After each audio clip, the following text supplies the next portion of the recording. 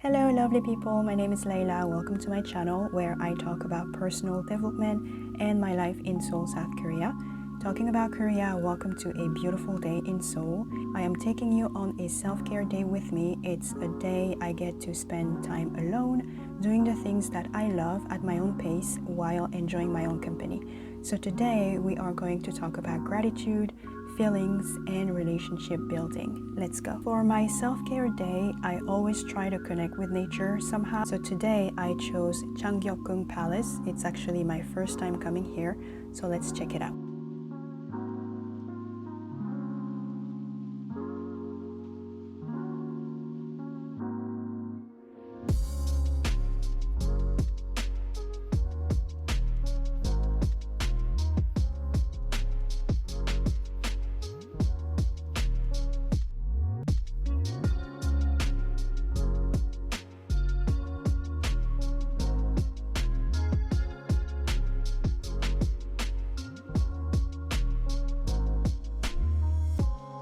Being outdoor in touch with nature is good for the spirit, especially if you have conflicting feelings you're trying to sort out.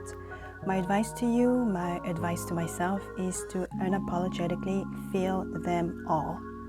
We assume we're supposed to feel happy and satisfied all the time. We assume negative feelings are not normal. Something must be wrong with us. So instead of dealing with those feelings, we suppress, we numb, we hide, or we deflect. Taking the time and energy to deal with those hard feelings might slow us down, make us moody and less productive, but the end result is a truer, more beautiful version of ourselves. Being alive is to be in a perpetual state of evolution, guys.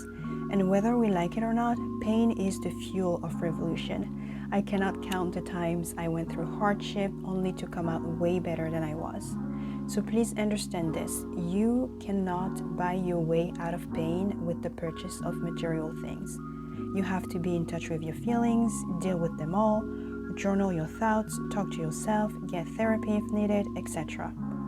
Currently, I am so in touch with myself that I am no longer afraid of what I feel. However, there are things I maintain on a daily basis that allow me to feel satisfied on a regular basis. And those things are my goals and my gratitude.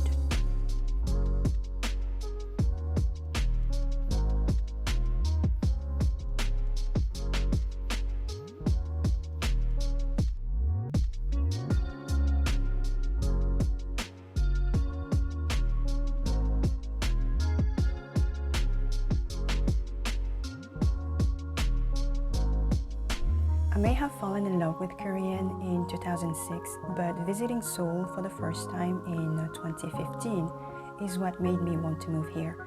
I have a connection with this city that is so deep I cannot really explain it.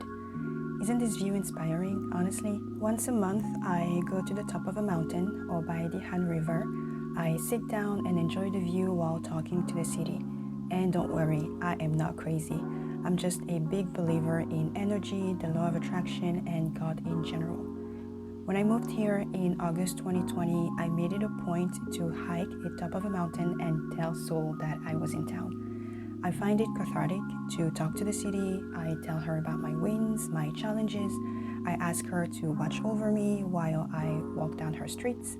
I ask her to make it so that my path meets that of those who will be beneficial to me. I also take that time to thank God for all its blessing. So if you are currently going through some hardship at the moment, I would recommend that you think about all the things you are grateful for that would allow you to put things into perspective. Living in an homogeneous society such as Korea is a very interesting experience. I personally refuse to fit in, to contort myself in order to be accepted. The truth is, I will never be like them, no matter how well I speak the language, how much I know about the culture, how much I like the food, etc. And why would I strive for that when I already have an heritage to uplift and represent? However, I belong here is a statement that I would make because I am where I want to be. I choose not to change who I am, and the core of it all is my love story with Korea. My interactions with Korean honestly are just byproducts. No one here can rain on my parade because I did not come here for no one. I came for Seoul and she is taking very good care of me, so I'm grateful.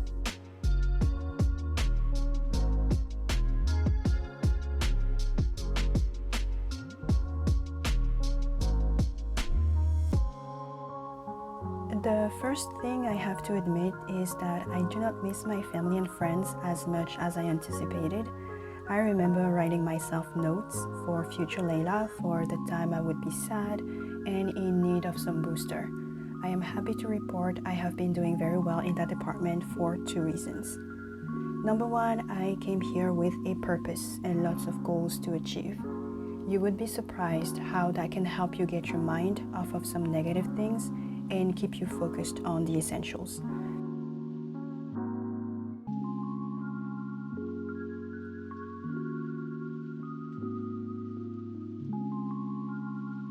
The second reason is the connected world we live in. My friends and family are one WhatsApp call away from me, one like, comment on Instagram away from me.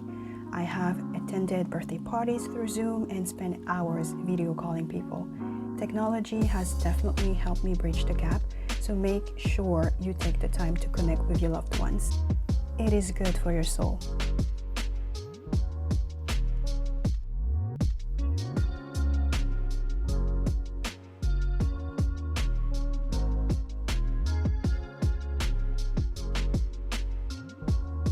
Now that I am in Korea, building relationship with people is very important. If something happens to you, those miles away cannot do anything about it. As an introvert, I have always valued deep friendships. I prefer quality over quantity, and my Korean friends can be counted on one hand.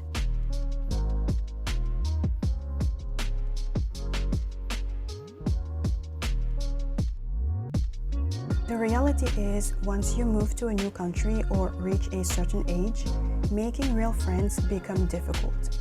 Living in Korea has made me reevaluate things. I have made peace with the fact that having lots of acquaintances is actually okay, as long as I set my expectations right.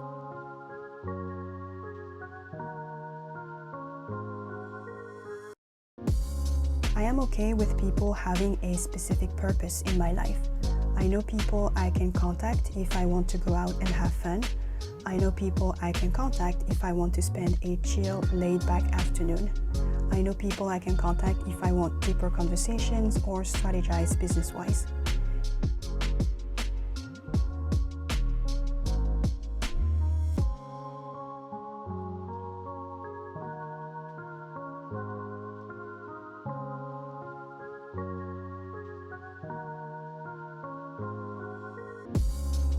Being able to compartmentalize has been very helpful. Why? Because you cannot expect the person you only see once a month to party, be there for you if you need help moving outside of your apartment, for example. Most often, people do not set expectations from the get-go, and then they get upset when that quote-unquote friend does not appear when needed.